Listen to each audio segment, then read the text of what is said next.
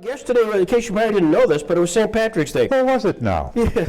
Oh, Jesus, that comes as a surprise. Any reflections on St. Patrick's Day? Well, no, but I have a story. You have a story, okay. Okay.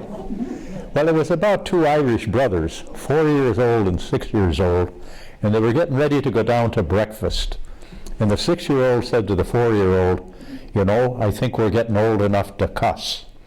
He said, "I'm going to say hell." And the 4-year-old said, "Oh, that sounds like fun." He said, "I'm going to say ass." So they went down to breakfast, and the mother turned to the 6-year-old, and she said, "And darling, what would you like for breakfast?"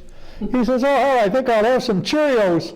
Well, she whacked him in the mouth, and she said, "You go upstairs, and don't you come down till you clean up that filthy mouth of yours."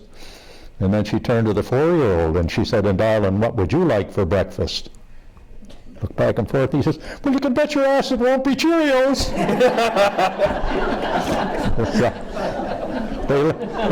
they learn early, right? And all of us, I'm sure, have had little children, grandchildren, great-grandchildren, and you never know what's coming out of their mouth, that's for sure. So, and one other story, because it's a little bit how I felt about this day in this interview, which I've never done one of before, and it was about a Irish farmer named Riley, and he was having a real run of bad luck. His horse stepped in a gopher hole, broke its leg, and he had to shoot it. His wife ran off with the FedEx man. His daughter got pregnant by the hired man. Lightning hit his barn, it burned to the ground. And robbers broke in and stripped his house of everything valuable. And he stepped out in the hall, or out in the yard, and he said, "Why me, God? Why me?" And a voice from above said, "I don't know, Riley, there's just something about you that pisses me off." You ever had one of those days? So anyway, wonderful story about my dad. He was 76 years old at the time, and he was living in Sun City, Florida, a retirement community where the women outnumber men about 10 to 1. And he was a widower, and he had to have a laryngectomy operation, and he had to learn to talk with a voice box.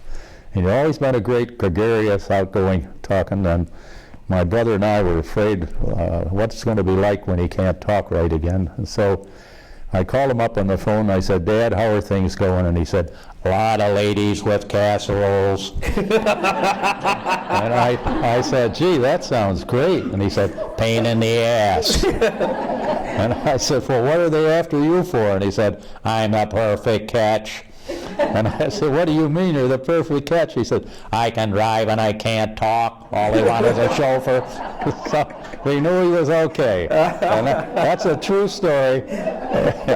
My dad was out in Detroit. My mother and I drove out there. I don't know where we got the gas. I think gas rationing was still on in that. And we went up to his hotel room, and we all had big hugs and one thing and another. And he poured a drink for himself and Mom. I was 19 at the time. And I said, "How about me? Am I an orphan?" He says, Can you handle it?" And I said, "Yeah, I think I can handle it." And he had another drink and forgot to give me one. "Can you handle it?" "Yeah." Well, he finally gave me a drink. And then we went out in the hall, and if you probably remember, during the war, you couldn't get any rubber-soled shoes. They were all leather-soled. My dad stepped out in the hall and slipped and fell right on his butt. And I looked at him and said, "What's the matter? Can't you handle it?" And his answer was? He got even.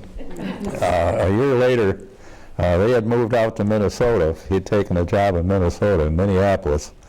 And that was the end of my freshman year at Cornell in food science. And when Dad met me at the train, he said, "Let's stop by for a drink." He said, "They got a wonderful beer here in Minnesota." He said, "It's called Glick's Stite."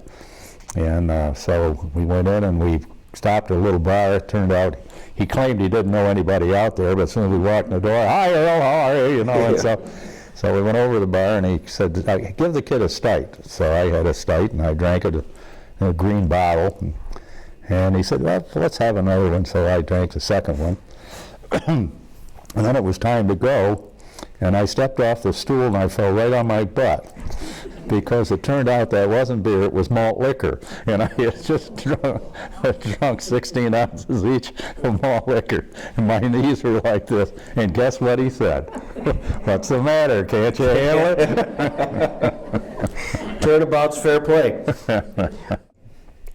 My wife's favorite Irish story was about an Irish truck driver who got his big semi-truck stuck under a bridge.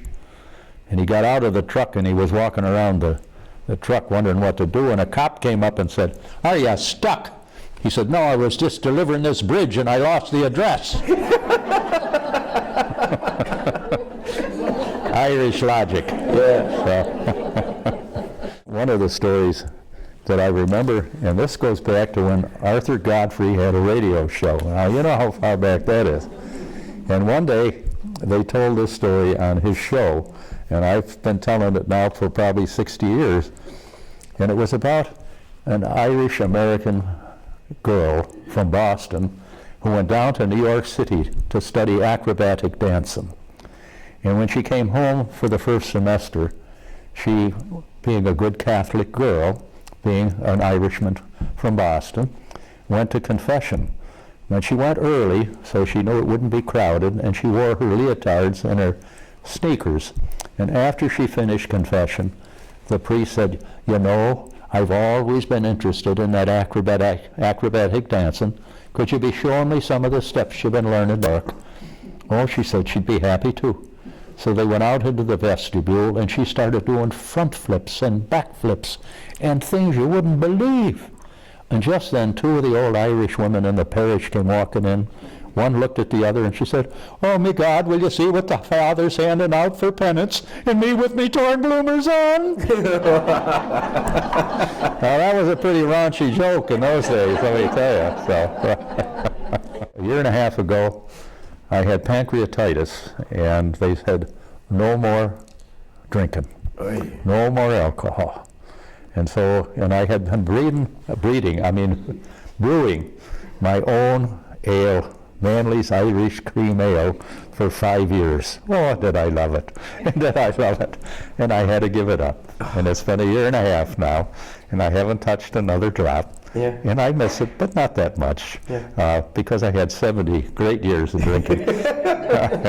And John Cook of Cook's Brewery, because I always did, from the time Ann and I got married, we always had an old refrigerator that I drilled a hole through, and we could have beer on tap. And John Cook, and I saw him not 2 years ago at his 90, and he said, and I told him that I was making my own. He said, "Manly, you were my largest non-licensed customer.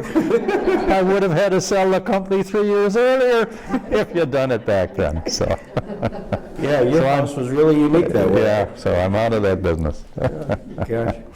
Well, anyways, ladies and gentlemen, Doug Manley, thank you very much. Thank you.